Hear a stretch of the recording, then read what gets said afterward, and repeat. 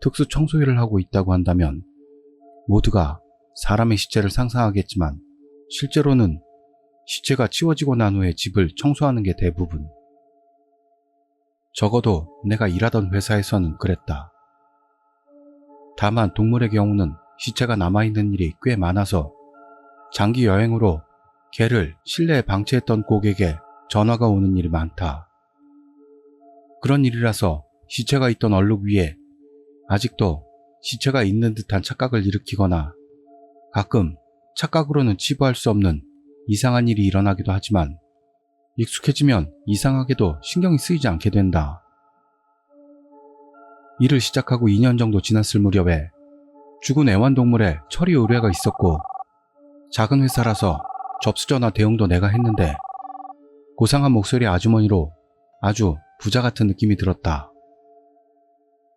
어떤 현장이라도 한 번은 현지 견적이 필요하고 견적 금액과 작업 내용이 맞으면 계약서를 작성한다는 그런 내용을 설명한 후 그러라고 해서 영업 담당과 나 둘이 그 집을 방문했다.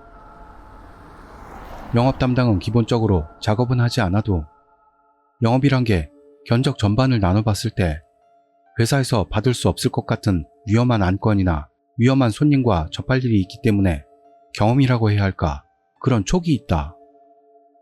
그래서 그때도 고객 집에 가는 차 안에서 오늘은 조금 이상한 고객일지도 모르겠어 같은 말을 했다. 사람이 죽은 경우의 안건이라면 여러 가지 사정을 확인하고 서류를 작성해야 할 필요가 있지만 애완동물은 소유물로 취급하기 때문에 확인해야 할 규칙이 없다. 그런데도 대부분의 고객들은 중언부언 애완동물의 죽음에 대해 설명을 해오는데 이번 전화를 받았을 때는 분명히 그 배경을 전혀 듣지 못했다. 그것을 깨달았을 때는 이미 목적지에 도착해서 조금 두근거리며 인터폰을 눌렀다. 집은 3층짜리 서양식 분위기의 독채였다. 현관에 나온 사람은 전화에서의 이미지 그대로의 아담한 아주머니로 아무리 봐도 부자라는 느낌. 분위기도 좋게끔 생글생글 웃으며 인사를 해왔다. 영업 담당이 주변에 사람이 없는 걸 확인한 후 대충 견적의 흐름을 설명하며 집 안으로 들어섰다. 집안은 깨끗한 느낌이었지만 이상한 냄새가 났다. 마스크를 쓰지 않고 온 것을 빼도 보통 썩는 시체가 있는 집과는 비교도 할 수 없을 정도로 냄새가 심했다. 영업 담당은 안색을 바꾸진 않았지만 고객이 이 집안에서 태연히 살고 있다는 게 섬뜩했다. 3층이 현장이라고 해서 고객을 1층에 남겨두고 우리 둘이 계단을 올랐다.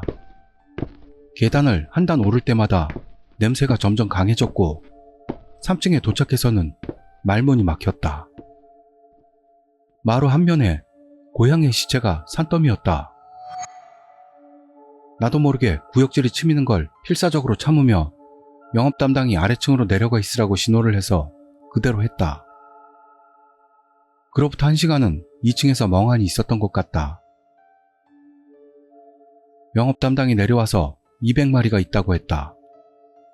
초봄이라 부패가 그렇게까지는 심하지 않은 것과 구더기는 없다는 설명을 들었다. 숫자는 다시 한번 확인했더니 딱 200마리라는 것이다. 일반 독채에 어째서 그렇게 고양이의 시체가 있는지보다 딱 200마리라는 숫자가 너무 무섭다고 느꼈다. 1층으로 내려가자 고객이 아까와 똑같은 모습으로 기다리고 있어서 그것까지도 더 섬뜩했는데 영업 담당은 담담하게 견적 금액을 전달하고 고객도 승낙하고 계약서를 나눈 후 날짜 협의도 끝마쳤다. 돌아오는 차 안에서 할 수 있겠어? 라고 영업 담당이 물었지만 아무 말도 할 수 없었다. 입사할 때 설명을 들었던 애완동물은 어디까지나 소유물이라는 말을 계속해서 생각해냈다. 견적을 낸 지 3일 후에 작업이 시작되었다. 당일은 나를 포함 4명이 작업 예정이었는데 견적을 내려갔을 때의 영업 담당까지 도와주러 왔다. 내가 견적 때 받았던 충격을 이해해 준 것이라 생각한다. 우리 회사에서는 면접 때 귀신을 본 적이 있는지 뭔가를 느끼지는 않는지 그런 질문을 하고 그렇다고 대답하는 사람은 채용하지 않는다는 내부의 룰이 있다. 비과학적이긴 해도 그런 일이 일어날 법한 현장에 가는 이상 만약 그런 것을 보고 난리법석을 피우면 의뢰한 고객에게도 작업자의 정신 상태에도 좋지 않기 때문이라는 것 같았다. 그래서 이번에 작업자도 오컬트적인 걸 믿는 사람은 없어 소금을 몸에 뿌리고 작업 전에 합장을 하는 정도가 규칙이랄까 매너였다.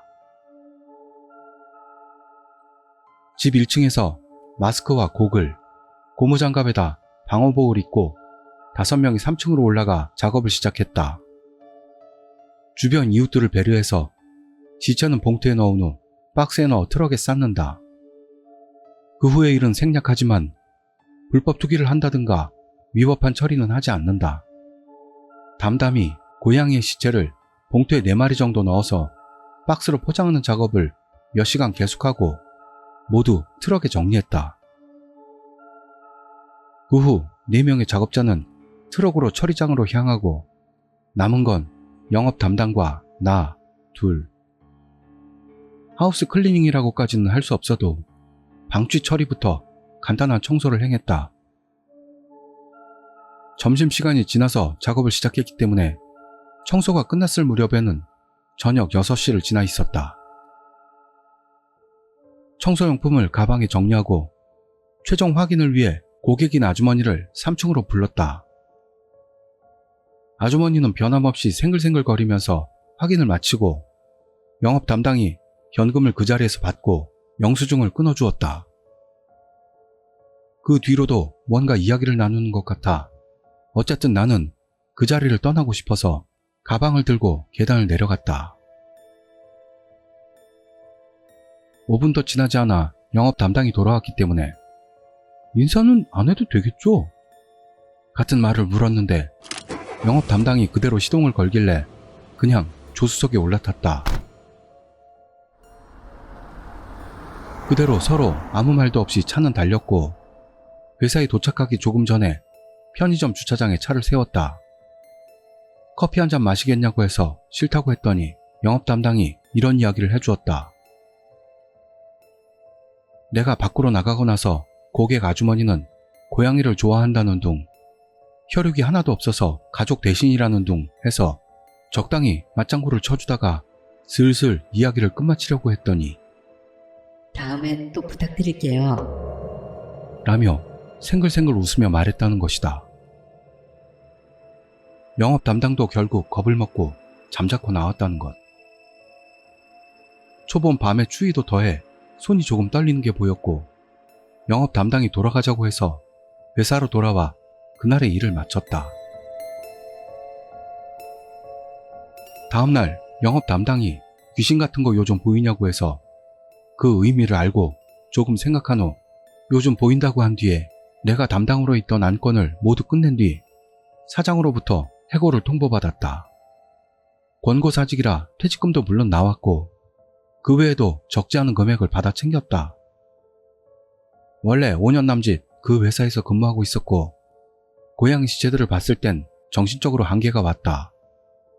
성수기가 끝나면 사표를 내려고 생각하던 순간 영업 담당과 사장에게 구원을 받았다고 생각한다. 지금은 퇴직금을 써서 재활용 매장을 운영하고 전 회사의 유품 정리 부문이라는 업무 제휴 같은 형식으로 보답받고 있다. 이상한 일이 많은 특수 청소일 중에서도 제일 무서웠던 이야기였다.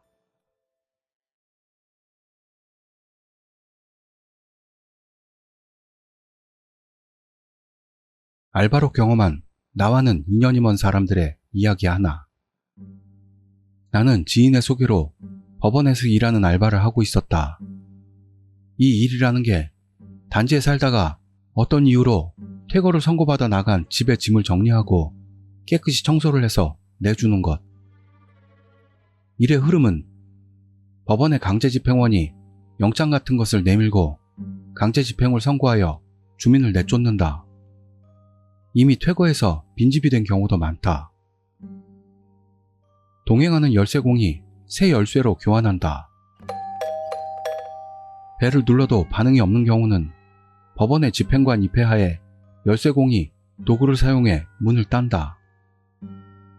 집행관의 부름이 있고 트럭에서 대기하던 우리가 박스를 가지고 일제히 집 안으로 들어가 가구부터 쓰레기까지 모두 내온다.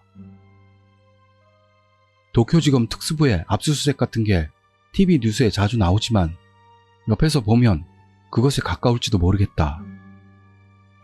그래서 그런 사연이 있는 사람들을 상대하는 일이라 여러 가지 충격적인 사실을 목도해왔다. 대부분의 경우 집세가 몇 달이나 연체되어 퇴거 명령이 나온 경우가 많은데 그 중에는 단지 주민들의 민원 등으로 퇴거 명령이 나올 때도 있다.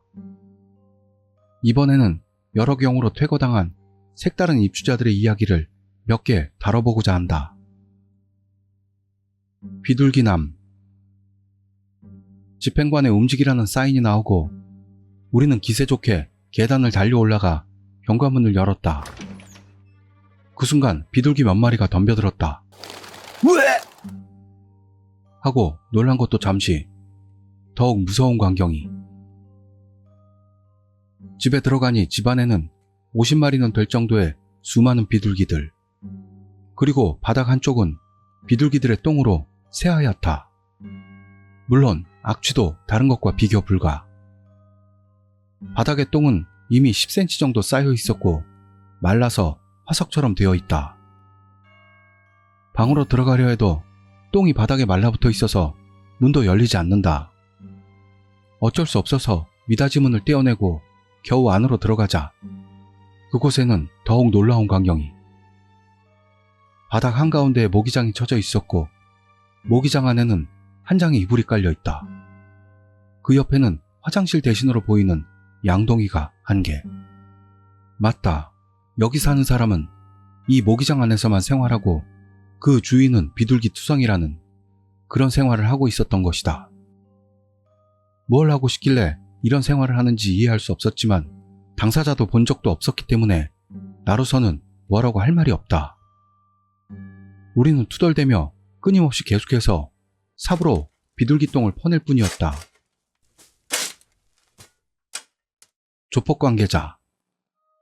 의외로 알려져 있지 않지만 단지에는 그쪽 계통의 사람들이 많이 살고 있다고 한다. 공공단지일 경우 조폭이라는 게 알려지면 입주는 할 수 없지만 말단이라면 돈도 없으니 뭔가 수를 써서 집세가 싼 공공단지에 사는 것 같다. 그래서 숨겨둔 총을 발견한 일도 몇 번. 일본도 종류는 이젠 놀랍지도 않다. 하지만 그런 내게도 모골이 송연한 일이 있었다. 야쿠자 사회에서는 친숙한 새끼손가락. 냉장고를 비우다 보면 병 같은 것에 알코올 같은 것이 가득 차 있고 그 안에 잠겨있는 새끼손가락이. 병에는 정성스럽게 매직으로 날짜가 쓰여 있다. 놀랍게도 그런 병이 5개나 있었다. 그래서 그날은 업무 중지. 실수를 저지른 후배의 손가락을 모으는 게 그 사람의 취미였을까? 그렇다면 퇴거당한 본인은 지금 어디에? 도주 중? 아니면 교도소? 아니면 저승? 종교 관계자. 퇴거당한 사람들의 절반 이상은 어떤 종교단체에 가입되어 있다. 이 일로 방의 짐을 정리하다 보면 대개 종교 관련 책이 나온다. 국내에서도 거대한 모 신흥 종교단체가 대부분이다. 돈이 없어서 행복을 잡으려고 가입한 것일까? 아니면 가입하기 위해 있는 돈을 다 잃은 것일까? 어쨌든 공공단지의 집세 몇만 엔을 내지도 못할 정도로 금전적인 곤란을 겪는 사람이 종교단체에 들어가 있다. 라는 사실만은 눈앞에서 봤다. 이 일을 하면서 역시 이 이상의 충격은 없다고 할 수 있는 게 그렇다. 극단적 선택. 나는 5번 정도 본 일이 있지만 입주자가 죽은 경우는 집행관이 그 시점에서 강제 집행 중지를 선고하기 때문에 직접 시체를 본 적은 없다. 다만 몇 시간 후에 시체가 치워진 집을 깨끗이 만드는 게 우리들의 일이다. 그런 경우 사전에 그런 취지를 전하고 못할 사람은 사전에 일에서 빠진다. 우선 현관문을 열면 꽃병에 꽃이 놓여 있다.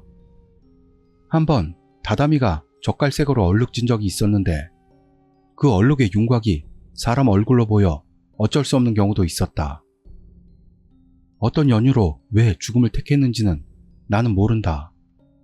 우리는 그저 집안의 물건들은 박스에 넣고 빗자루로 집을 청소할 뿐. 이 일은 같은 단지에 여러 번 방문하는 경우가 꽤 있다. 제일 안 좋았던 건 그 자살에 있고 나서 약 1년 후 같은 집에서 또 자살자가 나왔던 것이다. 역시 이때는 동료들이 모두 입을 다물게 되었다. 우연이라면 우연이지만 뭔가 있는지도 모르겠다. 이 사실을 아는지 모르는지 두 번째의 자살이 있고 몇 달 후 이미 새로운 입주자가 살고 있는 것 같았다. 여기서는 굳이 말하지 않지만 투채널의 지방 심령 스파 게시판에서도 이곳 단지는 가끔 이름이 거론된다. 반년 뒤 나는 취직을 위해 이 알바를 그만뒀지만 세 번째, 네 번째 자살자가 나오지 않도록 그저 바라기만 할 뿐이다. 단지에 사는 분들, 이웃에 이상한 사람은 없습니까? 갑자기 보이지 않게 된 사람은 없는지요? 단지라는 건 온갖 잡귀들의 세계입니다. 조심하시길.